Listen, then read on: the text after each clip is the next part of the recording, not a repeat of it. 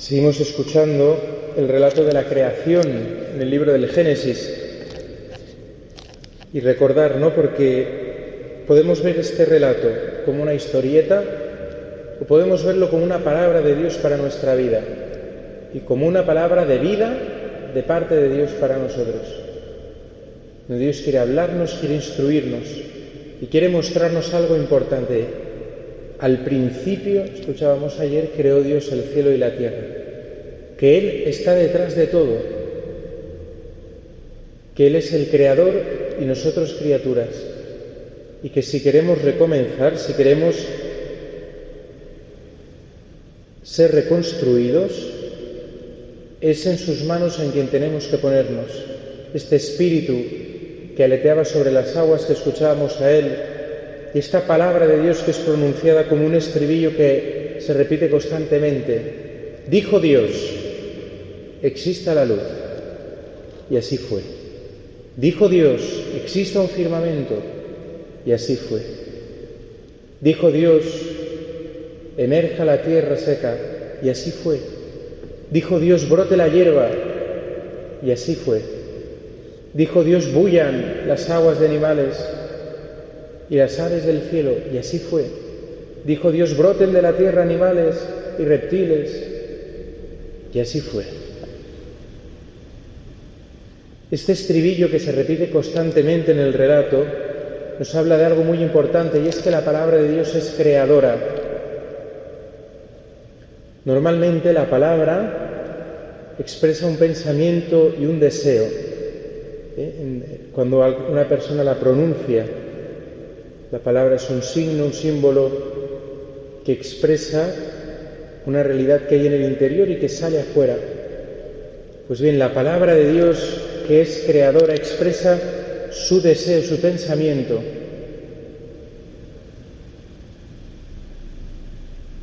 Una creación que es signo del amor de Dios.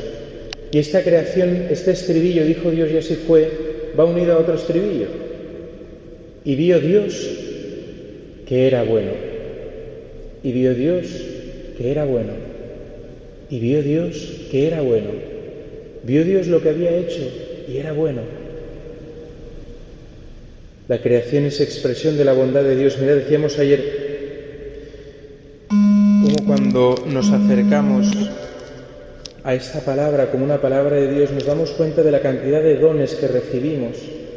Cuando nosotros en nuestra vida nos acercamos a Dios, lo primero, la luz, que nos dice quiénes somos, dónde estamos, qué hay de bueno en nuestra vida y qué hay de malo, qué necesita ser limpiado y qué necesita ser fortalecido. Nos muestra cuál es la dignidad que hemos recibido, el firmamento que da consistencia a nuestra vida, el retener las aguas, símbolo del mal y de la muerte, para que en la tierra pueda emerger la hierba verde, signo de los límites que Dios nos ha puesto en nuestra vida y que son buenos para nosotros y que necesitamos respetar. Y después hemos escuchado, tanto en todos los seres vivos, las plantas, los árboles, los animales del mar, las aves del cielo, los reptiles y los demás animales terrestres, hemos escuchado algo muy importante, que los creó Dios según sus especies. No hay dos iguales. Mirad, en la medida en que nosotros respetamos la creación de Dios con su ritmo, con sus formas, con sus modos, con su verdad, nosotros crecemos y podemos vivir. Pero en la medida en que nosotros decimos no hay Dios, yo soy Dios, yo mando, yo decido, yo gobierno, nos vamos autodestruyendo y nada tiene sentido. Y vamos cortando a todos según nuestros pensamientos y no según Dios lo ha creado, y vamos retorciendo a la realidad para que se asemeje a lo que nosotros queremos. Mirad, hemos escuchado al final de la lectura de hoy la creación del hombre, donde este estribillo se rompe, parece que hay algo distinto. Dijo Dios, y de repente habla en primera persona, del plural, hagamos al hombre a nuestra imagen y semejanza, que domine los peces del mar, las aves del cielo, los ganados, los reptiles. Y creó Dios al hombre a su imagen, a imagen de Dios lo creó, varón y mujer los creó. Dios los bendijo y les dijo, sed fecundos, multiplicaos, llenad la tierra y sometedla. Y les da el don del alimento. Y cuando Dios termina, dice que vio lo que había hecho y era muy bueno. La creación coronada por el ser humano, hecho a imagen y semejanza de Dios, varón y mujer, hace que todo esto que era bueno pase a ser muy bueno. Mirad, la tentación del hombre, como he dicho antes, es siempre decir, Dios no existe, Dios no manda, no hay creador. Cuando el ser humano dice que no hay creador, lo que hace es arrogarse la potestad de definir la realidad. Cuando yo descubro que hay un creador, que hay un Dios que ha hecho las cosas, que ha puesto las reglas del juego, que ha montado el tablero, por decirlo de alguna manera, que ha dicho cómo son las cosas. Cuando yo reconozco esto, antes de dar un paso al frente, antes de hacer algo, soy consciente de que hay alguien a quien obedecer, que hay una realidad previa, anterior a mí, que yo necesito respetar, que yo necesito descubrir cómo funciona, porque hay alguien, que lo ha determinado, que lo ha expresado. Pero cuando yo digo que no hay creador, este sometimiento de la creación que Dios ha mandado al hombre se convierte en una destrucción. ¿Y qué pasa?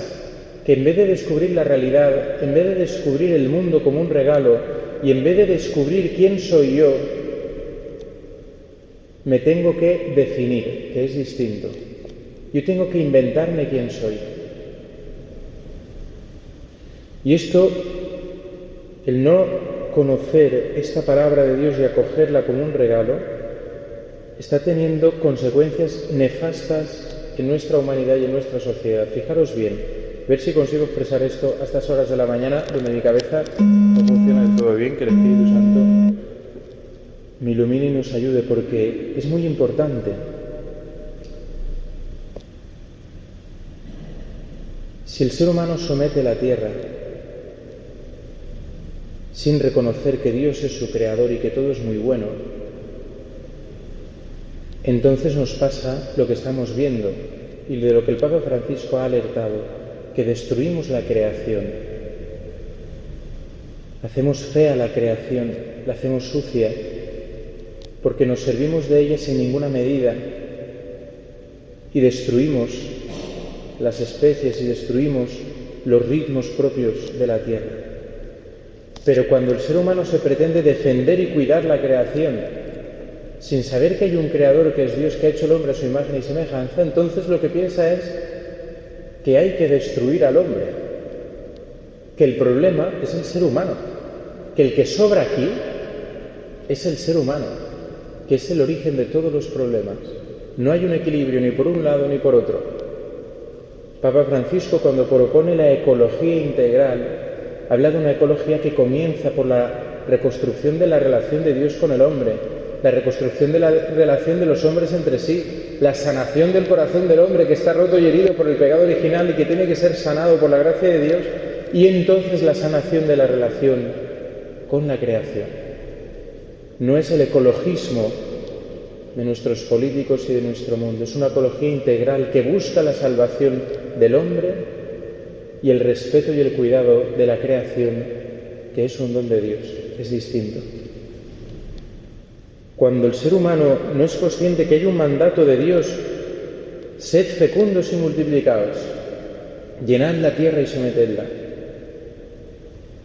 No sé si habéis escuchado de los movimientos que hay desde hace unos años, y había creo que era un sociólogo, Malthus, que hablaba de que el problema de la humanidad era el exceso de población y que lo que había que hacer era reducir la población muchísimo. Los neomalthusianos, es decir, aquellos hombres en la actualidad que han tomado estas ideas, hablan del movimiento No Kids, no niños, y de otros movimientos. ¿Qué expresan? ¿Qué se está expresando hoy en día en redes sociales, en medios de comunicación y en el fondo en muchas de las leyes que se aprueban? Se está expresando de que traer un hijo al mundo es un acto cruel. No sé si habéis oído estas tendencias sociales. Es un acto cruel. ¿Por qué es un acto cruel? Primero, por el mundo, por la naturaleza. Porque si el ser humano está destruyendo la naturaleza y el nacimiento de un ser humano trae una huella de carbono tan grande, etcétera, etcétera, etcétera, todas estas cosas que dicen, ¿cómo vas tú a colaborar con la destrucción del planeta trayendo un hijo más a este mundo? Si el ser humano es lo peor que hay sobre la faz de la Tierra. Pero al mismo tiempo dicen también que es cruel con ese niño, porque ¿qué herencia va a recibir? Contaminación, guerras, enfermedades, pandemias, sufrimiento, incertidumbre, angustia y la muerte. Si no hay Dios, la conclusión última a la que está llegando nuestra sociedad es que traer un hijo a este mundo es un acto cruel. Dicen que es un acto, fijaros cómo cambia la tortilla, nosotros creemos que abrirse a la vida es un acto profundamente generoso. Pues nuestra sociedad empieza a pensar que tener hijos es un acto profundamente egoísta, satisfacer un deseo. Y entonces empieza a entrar en contradicciones. Es una sociedad muy sensible a las palabras que utilizamos para definirnos, por ejemplo, a las personas con discapacidad. Si oyen que una persona dice subnormal o inválido, enseguida, no, por favor, discapacitado o persona con diversidad funcional. No me parece mal esta sensibilidad. Sin embargo, esta misma sociedad dice y hace que el 80% de los niños concebidos con síndrome de Down no lleguen a nacer porque son matados en el vientre de sus madres. Estamos otra vez en estos polos. Si no hay Dios, no hay equilibrio y no hay estructura. Nos autodestruimos. Es una sociedad que te dice que la ciencia es la que nos muestra la verdad, pero que al mismo tiempo te dice que un niño, aunque la ciencia diga por el ADN que es varón o mujer y aunque su cuerpo muestre que es un varón o una mujer, no tiene una identidad sexual, sino que él mismo ha de definir su identidad sexual. Ella ha de elegir quién es y tiene derecho a hacerlo. Y si sus padres se lo prohíben, se les quita la custodia. Y si el chaval quiere y es menor de edad, cuando llega la pubertad y la adolescencia, para que su cuerpo no reaccione como su naturaleza y no desarrolle los caracteres sexuales, se le puede bloquear con hormonas para que no desarrolle sus rasgos propios de varón o de mujer. Una sociedad que dice que la mujer es discriminada por el hecho de ser mujer, pero después te dice que no existe el varón y la mujer como tal, que eso es una creación social. Se emborrona la imagen de Dios. No se respeta la dignidad.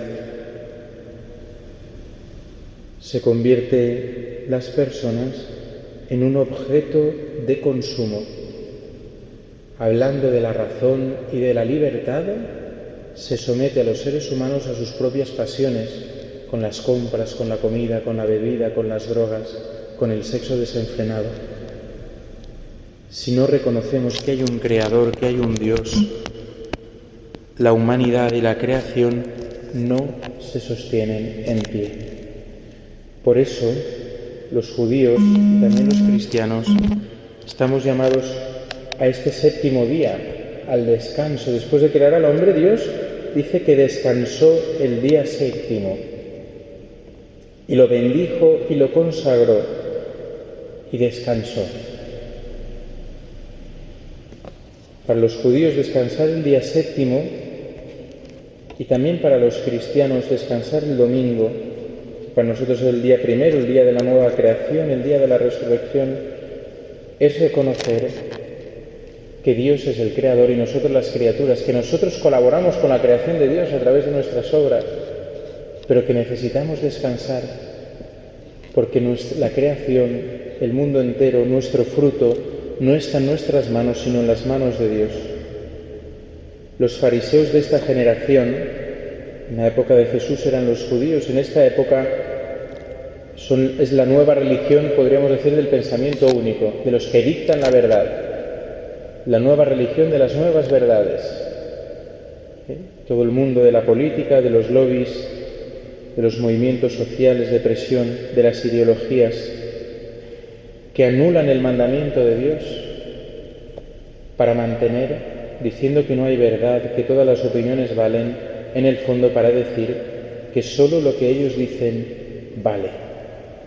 Que Dios nos libre del fariseísmo en la fe y en la sociedad, y que nos conceda descubrir que hay un Dios que nos ha creado, que nos sostiene en esta creación y que ha puesto las reglas del juego, que ha puesto el tablero, y que necesitamos aprender y descubrir sus modos a través de relacionarnos con Él, para que realmente la creación entera, la humanidad entera, la Iglesia y la vida de cada uno de nosotros pueda dar fruto, y pueda dar gloria a Dios, porque la gloria de Dios es que el hombre viva, y la vida del hombre es ver a Dios.